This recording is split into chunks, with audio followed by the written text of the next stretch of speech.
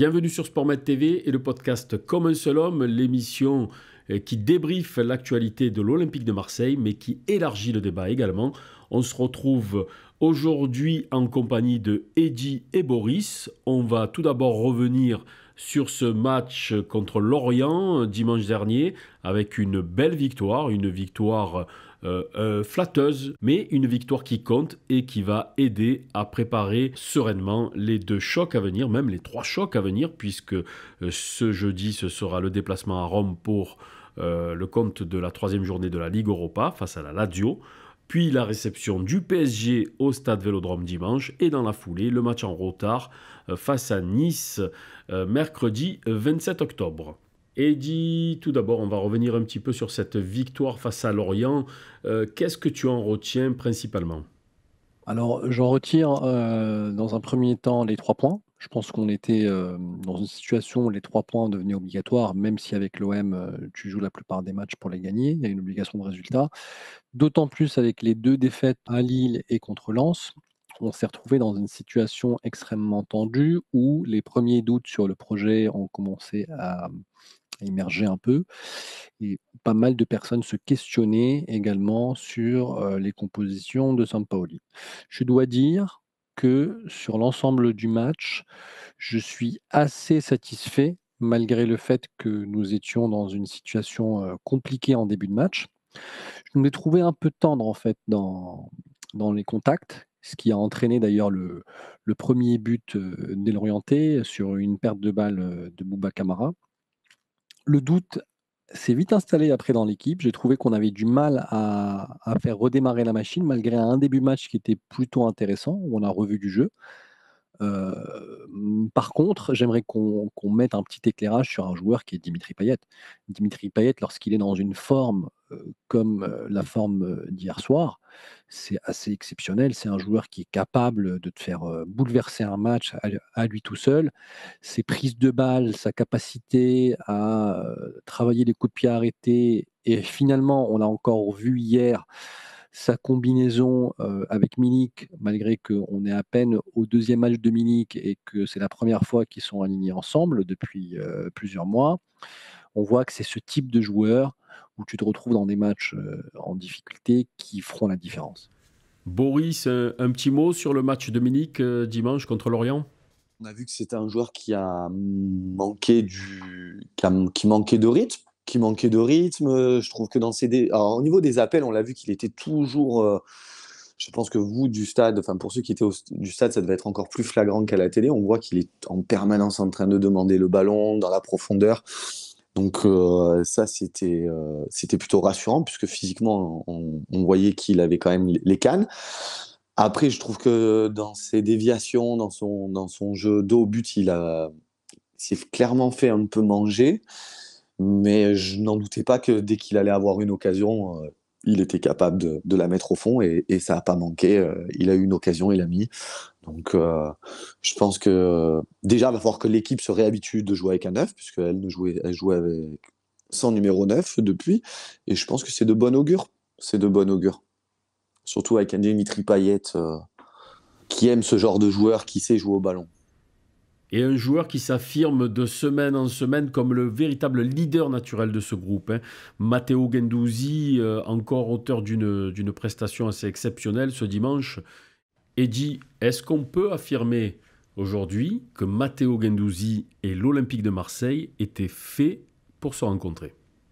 Il y a un match, qui est formidable en fait, entre l'environnement marseillais et son caractère et cette typologie de joueur qu'est Guendouzi, qui est un joueur qui travaille beaucoup, dans le milieu de terrain, qui est pas avare en énergie, qui se bat, qui va au duel. Je pense qu'il s'est trouvé dans un environnement qui va le pousser à se dépasser. Donc c'est un joueur, on a vraiment l'impression qu'il est là depuis plusieurs années. Guendouzi, moi j'avais un doute, je suis transparent, j'avais un doute à son arrivée, mais comme je pense un certain nombre aussi de supporters marseillais par rapport à ses frasques précédentes, par rapport à ses difficultés à Arsenal, surtout relationnelles, et force est de constater, qu'il nous fait taire et de très belle manière. Concernant Paul Lopez, moi j'ai une sympathie vis-à-vis de ce gardien, en fait, parce que je trouve qu'il y a une volonté de juger des joueurs et du coup notamment des joueurs étrangers, parce qu'ils n'ont pas la possibilité, à mon sens, de se défendre dans les médias et de faire entendre leurs paroles.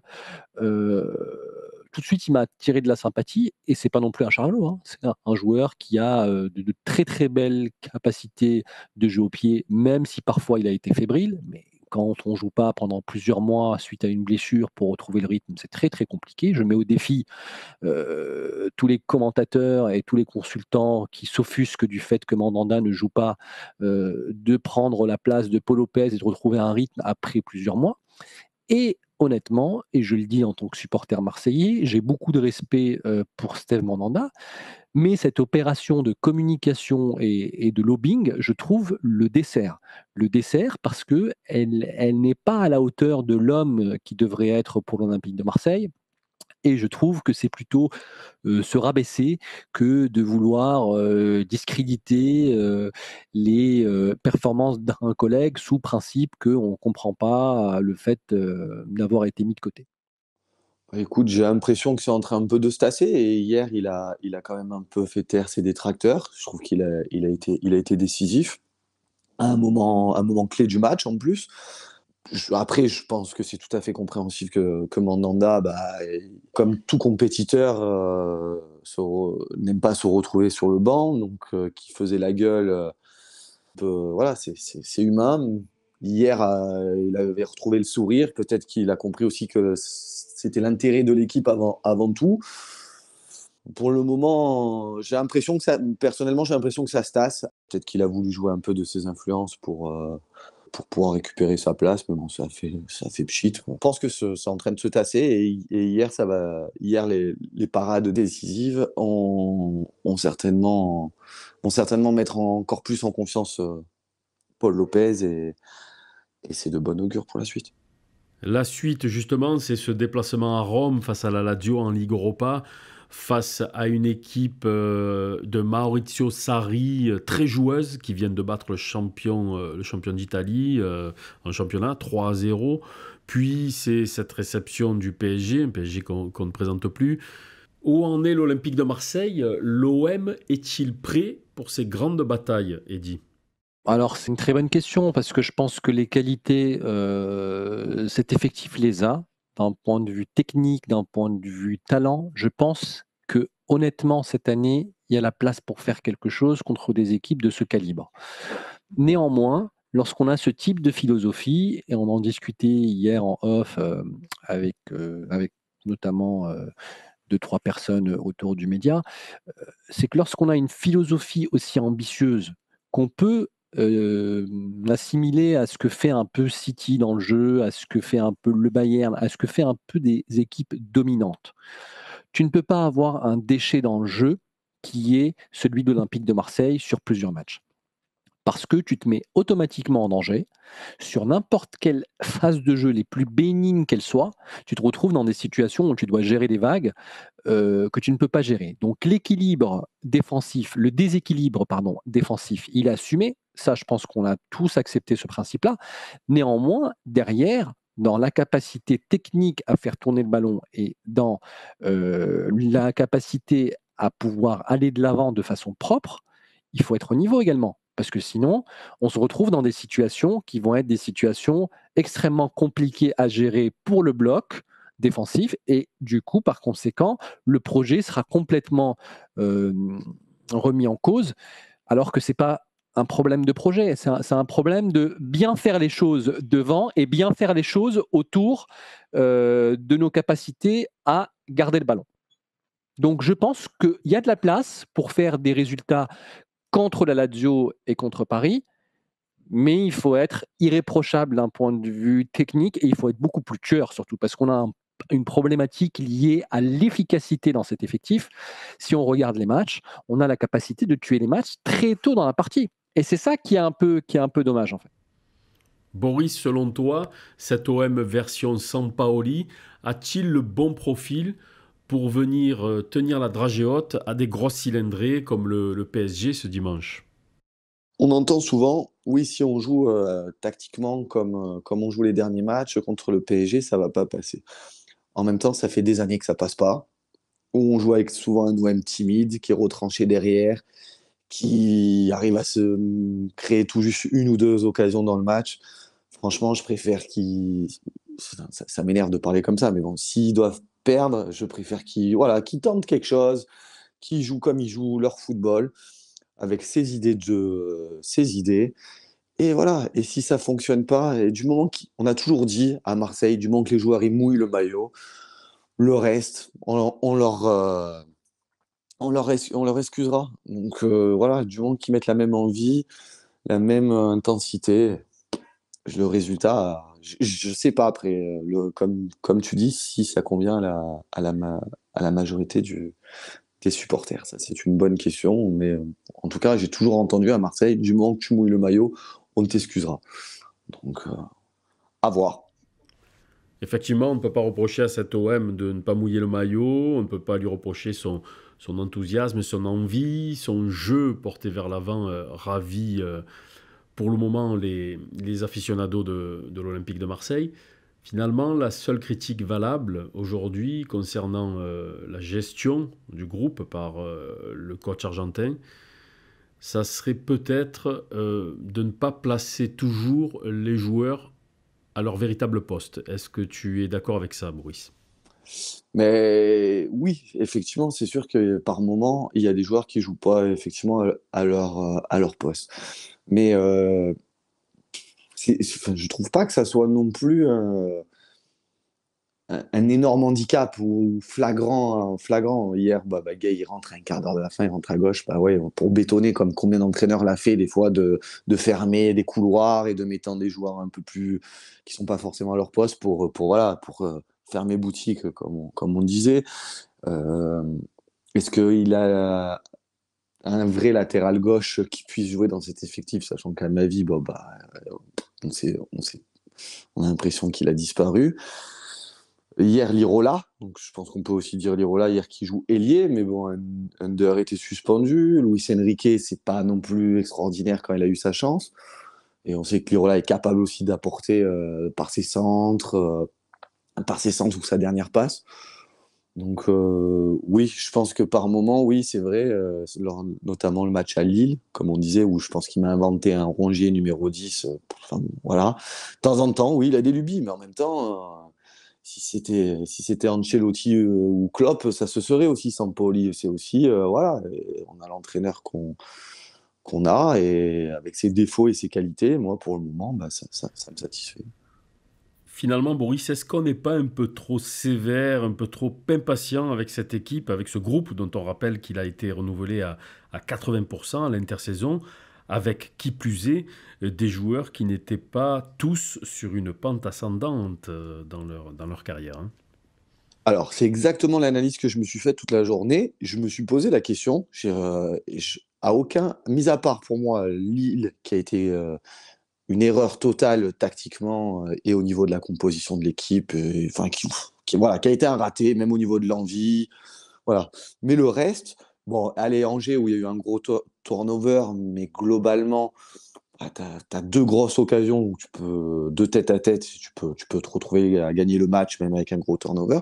Après, le reste, franchement, pour moi, pour ma part, à mon sens, il n'y a rien à dire. Contre Galatasaray, tu as dominé de A à Z, tu as eu des occasions, tu as eu un penalty où il a fallu 25 ralentis pour vérifier s'il y avait ou s'il n'y avait pas penalty, donc ça aurait pu très bien basculer aussi en notre faveur. Et je trouve qu'effectivement, comme tu dis, les gens oublient d'où on vient et de quoi on est parti. Je prenais un peu les joueurs un par un qui ont signé à l'OM cette année. On part donc d'un Luan Pérez, un joueur brésilien qui arrive de son championnat, qui est venu une fois en Europe, donc en Belgique, avec qui ça n'a pas fonctionné. Donc là, il revient.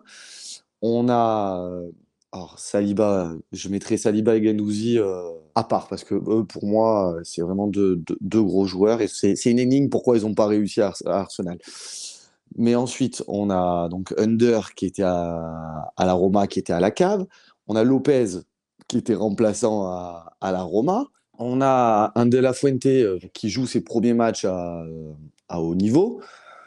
Enfin, franchement, voilà, c'est pas non plus les recrues du siècle. Ce sont certainement des très bons joueurs, mais sur leur dernière expérience, ils sortent pas d'une année exceptionnelle.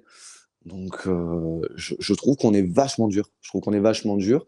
Au niveau du contenu des matchs, bah, il y a toujours l'envie, il y a toujours l'envie d'aller chercher haut, de vouloir récupérer le ballon vite, de vouloir étouffer l'adversaire. Alors certes, avec une tactique qui plaît pas forcément à tout le monde, mais en tout cas, moi, je me régale. Voilà, un dimanche soir presque parfait avec cet hommage inoubliable au boss Bernard Tapie, cette nette victoire face au FC Lorient dans une ambiance formidable qui préparait sous les meilleurs auspices les 2 chocs à venir, ce jeudi face à la Lazio en Ligue Europa et évidemment la venue du PSG ce dimanche presque parfait. Car ce serait oublier ce couac survenu ce dimanche dans les tribunes de la section Andy Fan du Vélodrome. Et justement, on a le plaisir de recevoir 2 abonnés de ce groupe de supporters historiques. Ahmed, personne à mobilité réduite, et Karim, son ami et accompagnateur. Karim, bonsoir. Présentez-vous un petit peu. Depuis combien de temps êtes-vous abonné à la section Andy Fan de l'Olympique de Marseille ? Ça fait presque 5 ans qu'on est abonnés ensemble. Moi, j'étais abonné avant sans Ahmed, mais là, depuis quelques années, on va ensemble. Et nous, notre plaisir, c'est d'être au match ensemble. C'est de pouvoir rigoler ensemble, s'énerver ensemble, voilà, de passer le match ensemble. Présentez-nous un petit peu la section Andy Fan de l'Olympique de Marseille. Combien de membres, Karim ? Environ 500 abonnés avec les accompagnateurs. Et il faut préciser que c'est le club handi foot le plus gros d'Europe. Et on n'est pas traité comme tel. Parce que c'est quand même une force considérable. Parce qu'il y a des gens qui s'investissent depuis des années. Et quand on voit ça, on a l'impression que d'un revers de main, on gâche et on enlève tout le travail qui a été fait depuis des années par ce club de supporters, qui est un club de supporters à part entière. Justement, expliquez-nous un petit peu ce qui s'est passé donc ce dimanche dernier, aux alentours de 20h, à votre arrivée au stade Vélodrome pour cette rencontre OM Lorient. On nous a interdit l'accès à un espace dont on bénéficiait depuis des années, sans explication, en nous disant non. La direction de l'OM a dit non, vous ne passez pas. Voilà.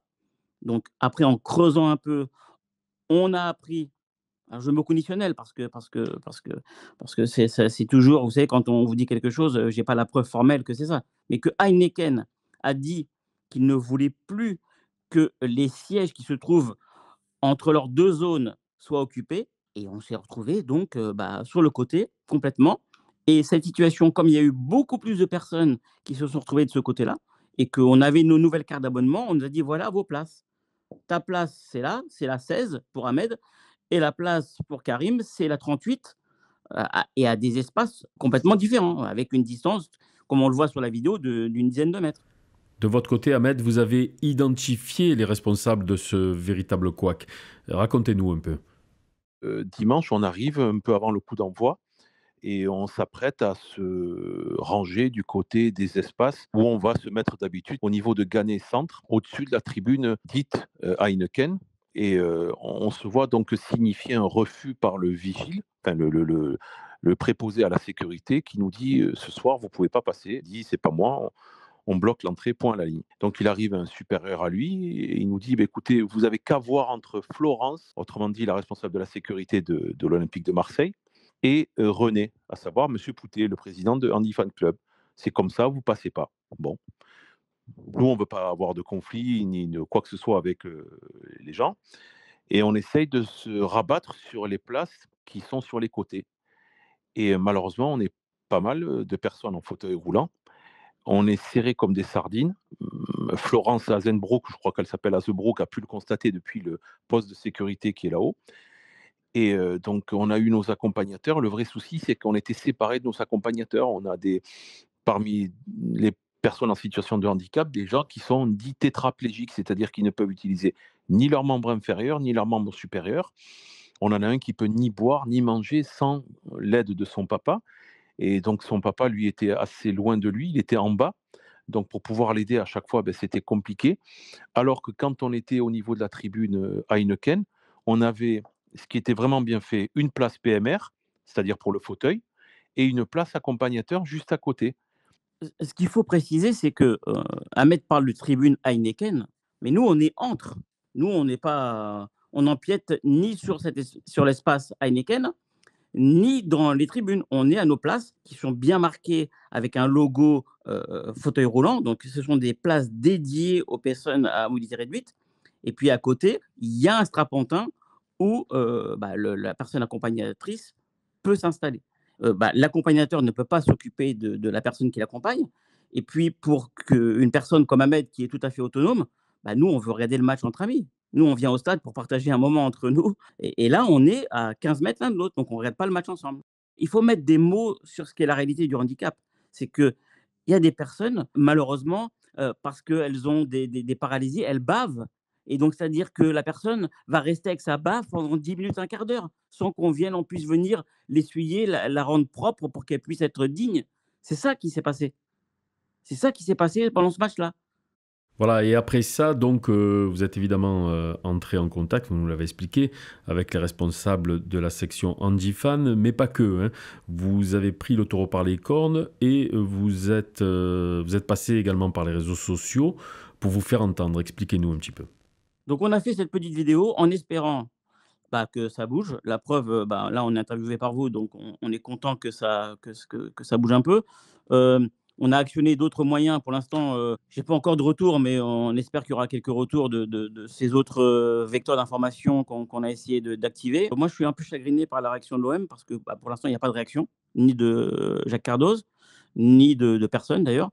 Donc, j'aurais bien aimé quand même, puisque là, ça commence. On a presque 35 000 vues quand même de la vidéo, donc c'est pas rien. Et personne ne bouge, ni Heineken, qui est quand même mis en cause. Alors, s'ils veulent démentir, on les invite à démentir et à nous dire ce qui se passe, ni l'OM.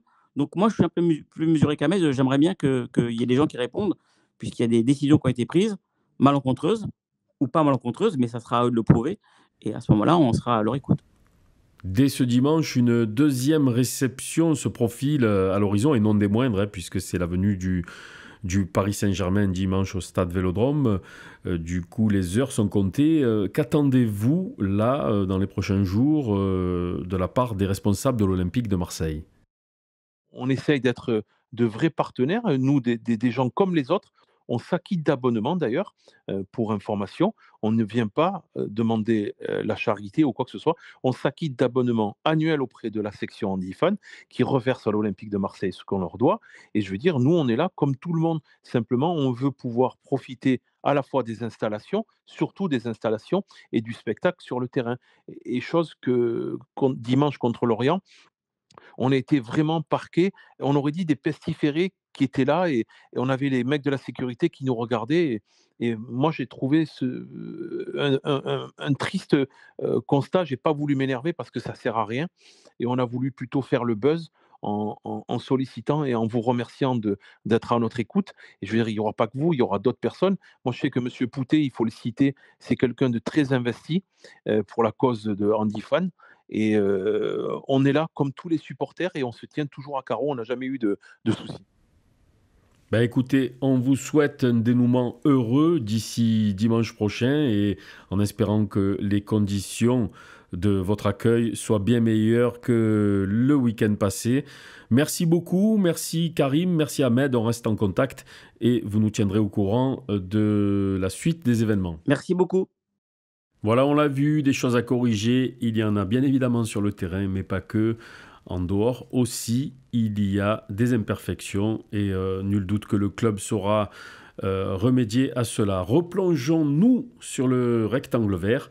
On élargit le débat avec un peu de projection. Boris, je reviens vers toi. Penses-tu que sur le long terme, la stratégie et la politique du président Pablo Longoria ont de l'avenir à l'Olympique de Marseille ?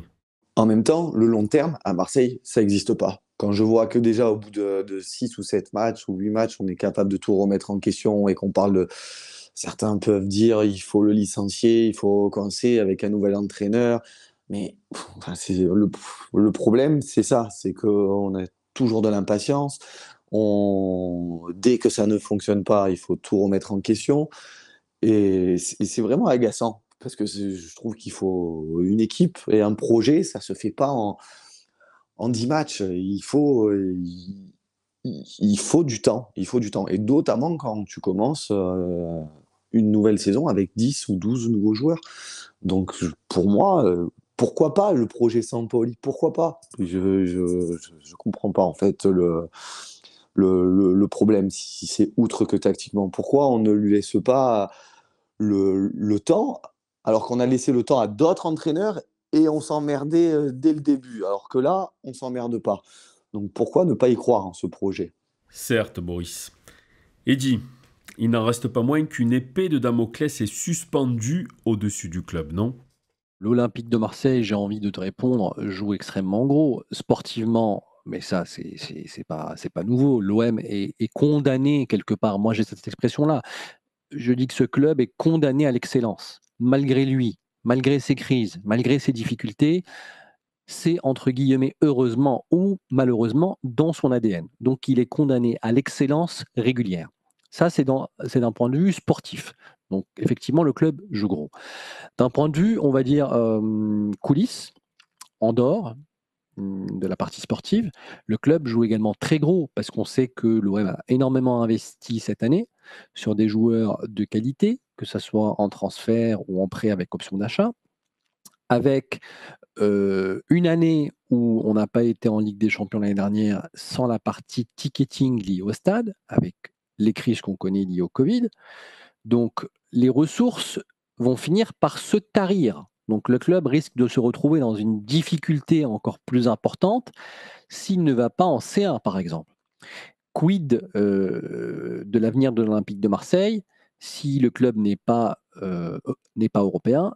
Je ne souhaite pas l'imaginer.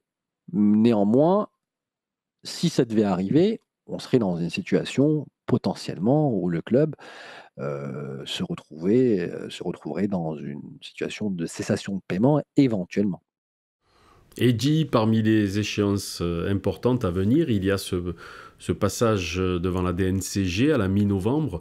Est-ce qu'on peut envisager les différents scénarios qui peuvent advenir à l'issue de cette réunion? C'est une question un peu existentielle parce que c'est une question qui revient tous les ans avec l'Olympique de Marseille. Quid de ce passage à la DNCG? On est 3/4 des 10 dernières saisons à se poser des questions, à s'inquiéter, à se dire comment le club va s'en sortir. Et ça, ce n'est pas à sa décharge, ce n'est pas exclusivement lié à Franck McCourt, hein, mais c'est un cycle qui est bien plus vieux et qui remonte à bien plus longtemps. C'est juste que les enjeux financiers aujourd'hui dans le football ne sont plus les mêmes que ceux d'il y a plusieurs années. Donc la nature des investissements, le montant des investissements, les créances qu'on va générer aussi par rapport au club font qu'on peut vite se retrouver dans une difficulté où l'argent qu'il y aura à remettre dans l'institution sera toujours de plus en plus important et surtout en se traînant des déficits cumulés d'année en année. Donc, pour répondre à ta question sur les différents scénarios de passage à la DNCG, moi je vois 3 options. Donc si on se projette un peu, l'option numéro 1, c'est un passage à la DNCG non concluant. Donc l'OM n'arrivera pas à proposer des ressources supplémentaires et nouvelles à la DNCG. Donc l'OM restera sous encadrement de la masse salariale et des transactions de mutation. Voilà, donc ça, c'est la situation statu quo, plus ou moins. L'option numéro 2, l'OM présente de nouvelles ressources, type sponsor, type ticketing avec les abonnements en hausse. Je rappelle qu'on est sur un record pratiquement parce qu'on est autour des 40 000 abonnés mi-octobre et éventuellement des prévisions sur des ventes de joueurs qui seraient déjà bouclées. Donc ça serait une option qui permettrait à l'OM de sortir de l'encadrement de sa masse salariale et des transactions de mutation. Après, on a également la troisième option, qui est potentiellement l'arrivée d'un support supplémentaire financier avec un nouvel actionnaire à la tête du club en compagnie de Franck McCourt ou éventuellement majoritaire. Donc là, effectivement, on ouvre le sujet qui a fait débat pendant plusieurs semaines et plusieurs mois, le sujet de la vente du club ou de la cession partielle du club. c'est également une option sur la table. On en saura plus lors de ce passage devant la DNCG. Et si on se projette au-delà de la DNCG, au-delà même du printemps, l'OM va sûrement se retrouver à la croisée des chemins. Quels choix peuvent se présenter en fin de saison? Alors, encore une fois, une non-vente ne veut pas nécessairement dire une catastrophe industrielle, parce qu'il y a encore 3 options sur la table, à mon humble avis. La première, c'est une qualification du club en C1 avec de nouvelles ressources. Donc on serait proche à peu près des 70 millions d'euros, ce qu'on appelle le market pool de l'UEFA, autour des droits de télé, des dotations. On serait plus ou moins sur un budget de 70 000 euros de ressources grâce à la Coupe d'Europe, qui par conséquent vont venir couvrir les indemnités de transfert qui ont été engagées cette année. Donc on sait très bien que lorsqu'on paye un transfert, on paye rarement cash l'achat d'un joueur. On l'étale sur plusieurs exercices et on se met d'accord pour un échéancier.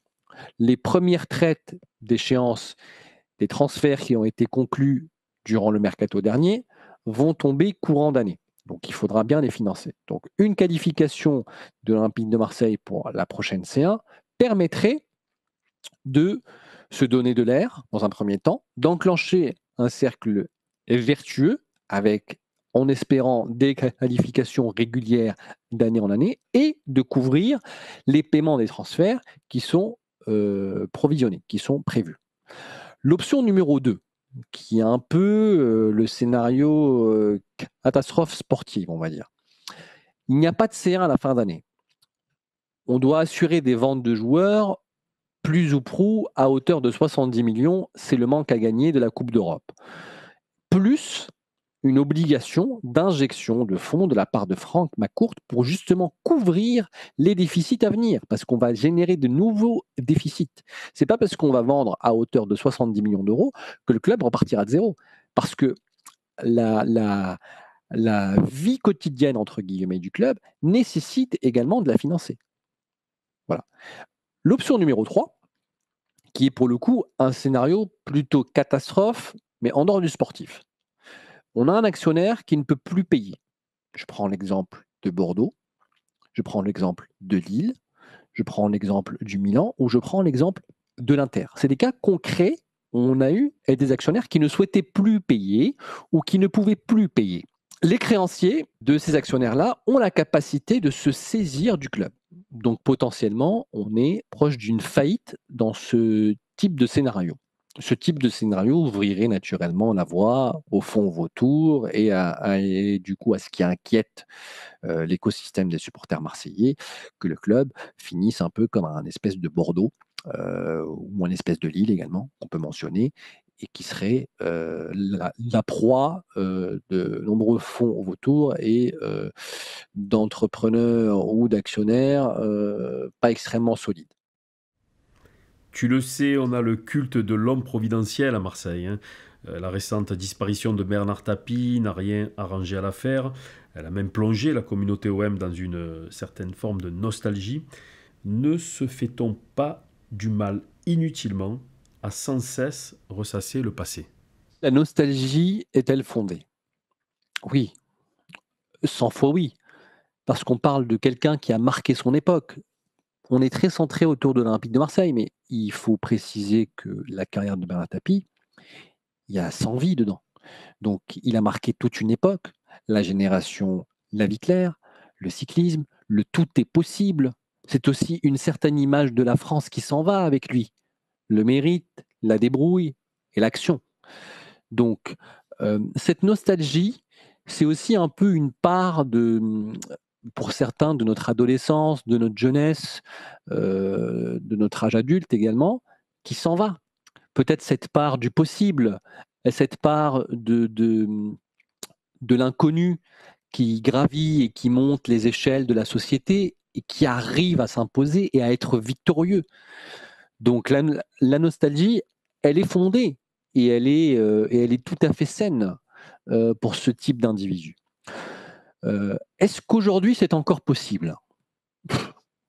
Aujourd'hui, le football a tellement changé qu'il est extrêmement compliqué d'avoir un homme providentiel qui puisse permettre à un club de se développer, du moins de se développer dans les dimensions que Bernard Tapie a pu permettre à l'Olympique de Marseille. Parce qu'il faut bien comprendre que on parle de la nostalgie de Bernard Tapie, mais c'est surtout ce qu'il a transmis. Ce qu'il a transmis aux supporters marseillais, c'est le succès. Et pas qu'aux supporters marseillais d'ailleurs, à toutes les personnes qui l'ont accompagné dans ses affaires entrepreneuriales, et notamment dans le domaine du sport. C'est le succès, c'est la fierté et c'est l'honneur de siéger à la cour des grands, représenté par Monsieur Tapie. Donc il a ouvert de nombreuses portes au sport français dans sa globalité. Il a appris au sport français à gagner, au sport collectif à gagner et à prouver qu'il pouvait se développer et avoir du succès comme toutes les grandes autres nations sportives.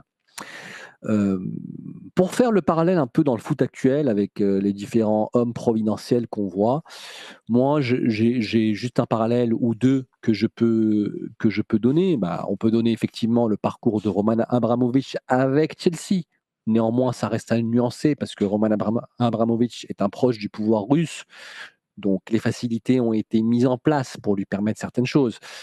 Il y a également l'histoire de Dietrich Mateschitz, qui est le fondateur, l'un des cofondateurs de la marque Red Bull, qui a repris Leipzig, Salzbourg, des clubs qui étaient dans des divisions inférieures, et qu'il a réussi à faire monter et à faire développer autour du football européen. Et ça, c'est quand même des performances dans un foot actuel qui est de plus en plus contrôlé, de plus en plus surveillé par les fonds d'investissement étatiques, les fonds d'investissement privés, notamment américains. Il faut savoir que le foot n'a jamais intéressé les grandes fortunes institutionnelles auparavant. Donc aujourd'hui, le shift qu'on a, un peu le pivot qu'on a, c'est que les fonds institutionnels et les fonds d'État s'intéressent au football. Parce qu'on a l'exemple du Qatar, on a l'exemple effectivement et qui est d'ailleurs du coup d'actualité de ce que veut faire l'Arabie Saoudite dans le football. Donc c'est très difficile pour un repreneur individuel d'exister dans cet écosystème, qui est un écosystème de puissance. Parce qu'aujourd'hui, on voit très bien qu'il y a une forte corrélation entre l'argent que vous investissez et les résultats que vous obtenez. Naturellement, sur une saison ou deux, on pourra faire une exception, ce qu'on appelle un exploit. Mais dans la durée, la corrélation entre l'investissement mis sur la table et les résultats obtenus est très forte. Donc c'est pratiquement impossible pour un homme providentiel, même si cet homme a des moyens importants, de pouvoir lutter avec ces fonds-là. Et avec ce nouvel écosystème du football où on est à la course à l'armement. Du coup, selon toi, quel est le véritable destin auquel l'OM doit ou peut prétendre à moyen long terme avec une Super League qui se profile à l'horizon, aussi bien sur un plan économique, marketing, sportif que sociétal? Pour moi, en préambule, l'OM est condamné, et c'est un peu cette expression-là que je garde, parce que le mot, je trouve, est très fort, est condamné à prétendre au plus haut destin. Pour la raison simple, c'est que ce club est créé et construit de cette manière. Il a été fondé avec l'ambition de gagner. Très rapidement, dans l'histoire de l'Olympique de Marseille, et Gilles Castelnau notamment pourra en témoigner, on a toujours recherché à avoir les meilleurs, à s'entourer des meilleurs et à avoir des résultats. Donc, l'OM ne pourra pas trahir son histoire. L'OM est condamné à prétendre à la plus haute marche. C'est comme ça. Il y arrivera, il n'y arrivera pas, c'est un autre sujet. Néanmoins, le club a dans son ADN et dans son héritage cette obligation.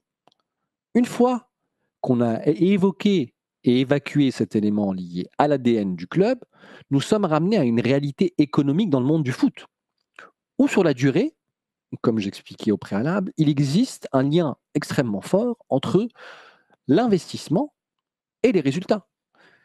Donc, sur le volet marketing, je pense que la marge est encore importante et que le club n'a pas encore exploité tout son potentiel, c'est un axe de progression, par exemple.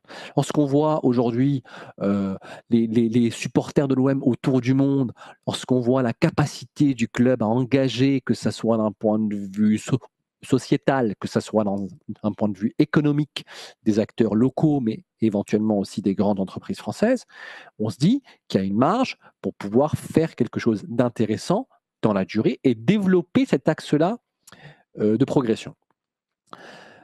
Même si des progrès sont à noter quand même depuis quelques années, mais c'est encore trop peu à mon sens. Sur le côté sportif, le club ne peut prétendre qu'à une chose actuellement dans l'écosystème actuel du football français et européen, c'est l'OM doit viser au minimum la C1. Déjà, pour la place du club dans le foot européen, son coefficient UEFA, sa renommée, sa notoriété, son positionnement, mais également parce que c'est une question de survie économique. Parce qu'on sait que le manque à gagner de ne pas jouer une Coupe d'Europe, c'est potentiellement une situation qui vous met en danger économiquement. Donc, il faut aller en C1 et il faut surtout bien y figurer. Parce que c'est là où on gagne notre crédibilité en termes de quotient UEFA, où on gagne également une progression sportive qui va, elle, ouvrir des potentialités économiques. Enfin, sur le volet sociétal, il y a une proximité avec les supporters dans la ville à maintenir, qui a été reconstruite là depuis à peu près 1 an avec l'arrivée de Pablo Longoria à la tête de la présidence, et un soutien sur les sujets sociaux du bassin marseillais, notamment l'éducation, l'écologie et l'entrepreneuriat. L'OM doit se positionner et doit être présent en première ligne dans le bassin marseillais et dans le bassin provençal dans sa globalité régionale pour accompagner les intervenants et les protagonistes de ces sujets-là. L'éducation, l'écologie et l'entrepreneuriat. Une connexion également renforcée avec les acteurs d'impact locaux et une connexion forte avec les supporters et les sympathisants du club autour du monde, notamment en Afrique, on l'a évoqué, justement pour pouvoir les engager sur ces thématiques sociétales, pour pouvoir également proposer peut-être des programmes innovants en termes de société qui allient le sport, l'éducation et l'entrepreneuriat et le développement aussi personnel des jeunes, par exemple.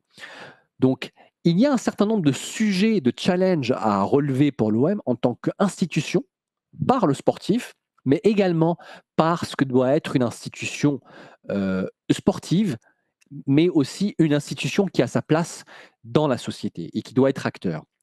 Donc, il faut également, pourquoi pas, et j'ai beaucoup apprécié, puisqu'on va revenir sur un fait d'actualité, j'ai énormément apprécié l'événement organisé par la Fondation Didier Drogba et la Fondation UNICEF, avec la Fondation Olympique de Marseille, autour de la scolarité des jeunes Ivoiriens en Côte d'Ivoire. C'est ce type d'événement que le club doit promouvoir dans sa communication globale hors sportive, mais qui fera de toute façon ruisseler sur la partie sportive. Il doit s'engager avec des bailleurs internationaux pour supporter des programmes humanitaires et éducatifs. Et c'est là où la Fondation OM aura un rôle extrêmement important à l'avenir. Elle l'a aujourd'hui, et je pense que sur les années à venir, l'Olympique de Marseille sera plus qu'un club sportif, en tout cas je le souhaite, sera également un acteur de la société. On le souhaite évidemment. Voilà, c'est la fin de ce podcast Comme un seul homme. Merci Eddy, merci Boris, merci aux autres intervenants Karim et Ahmed. On se dit à bientôt et allez l'OM.